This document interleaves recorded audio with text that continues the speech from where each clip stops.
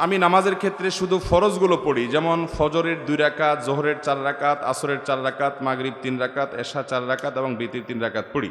এক্ষেত্রে আমার নামাজ কি কবুল হবে?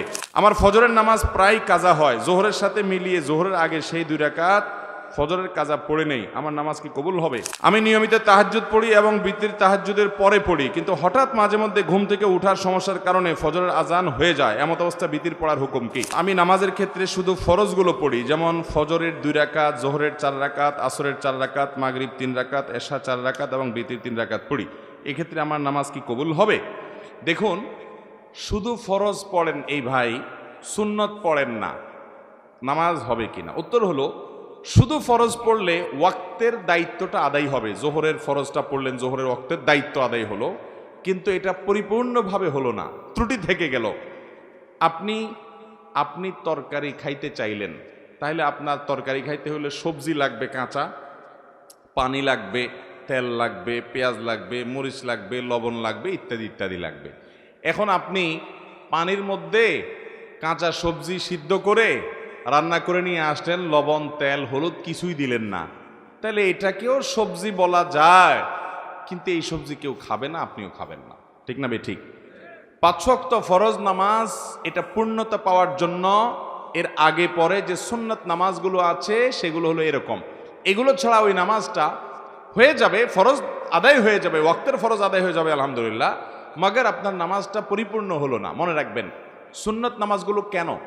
এই যে 5 ওয়াক্ত নামাজের ফজরের আগে 2 রাকাত সুন্নত আছে, জোহরের আগে 4 রাকাত, পরে 2 রাকাত আছে, মাগরিবের পরে 2 রাকাত আছে, এশার পরে 2 রাকাত আছে।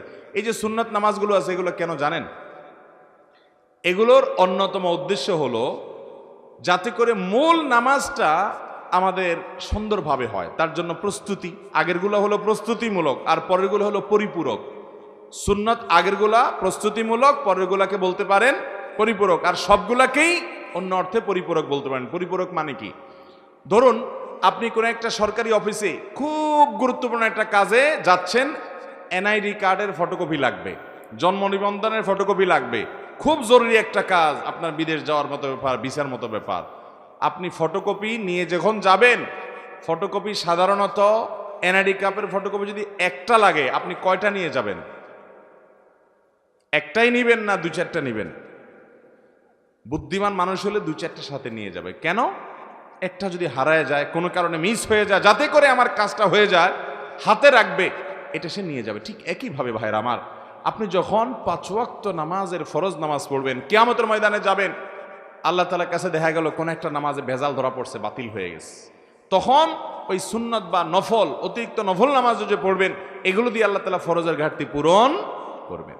সেই সাথে আপনি আগে যখন সুন্নত পড়বেন, তখন মূল ফরজটা পড়তে আপনার সুবিধা হবে, মনোযোগ থাকবে। নবী করিম সাল্লাল্লাহু আলাইহি সাল্লাম ফরজ নামাজের আগে পরে সুন্নত নামাজগুলো কখনো ছাড়তেন না, নিয়মিত পড়তেন। আপনি কিভাবে নিয়মিত ছাড়েন?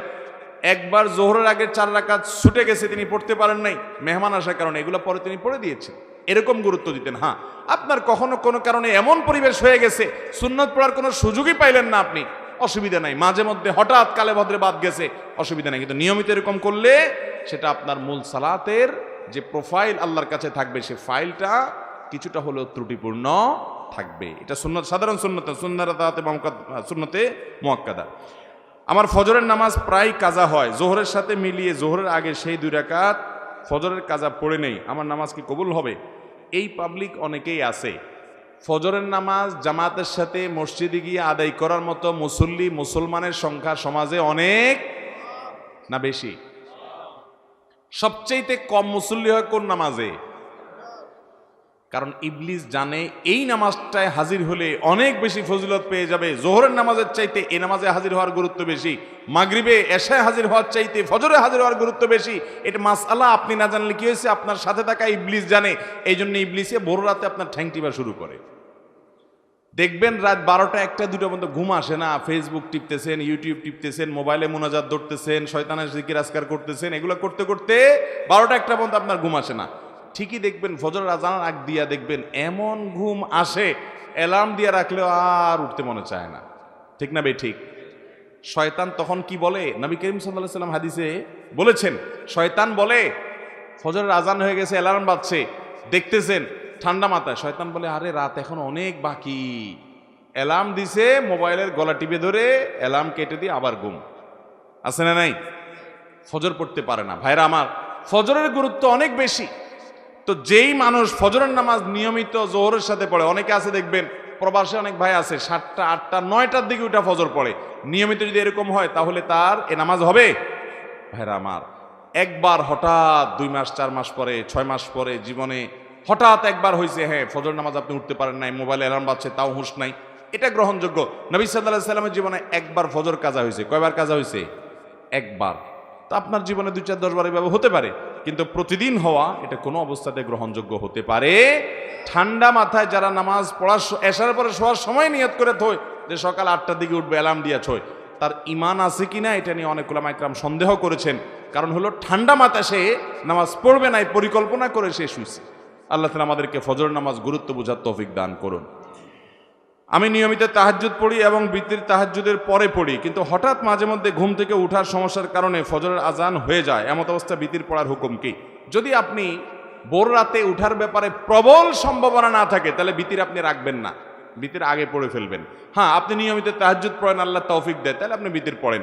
হঠাৎ একদিন ছুটে গেছে, ফজরের আজান হয়ে গেছে, তাহলে তারপরেও বিতির পড়লে আদায় হয়ে যাবে।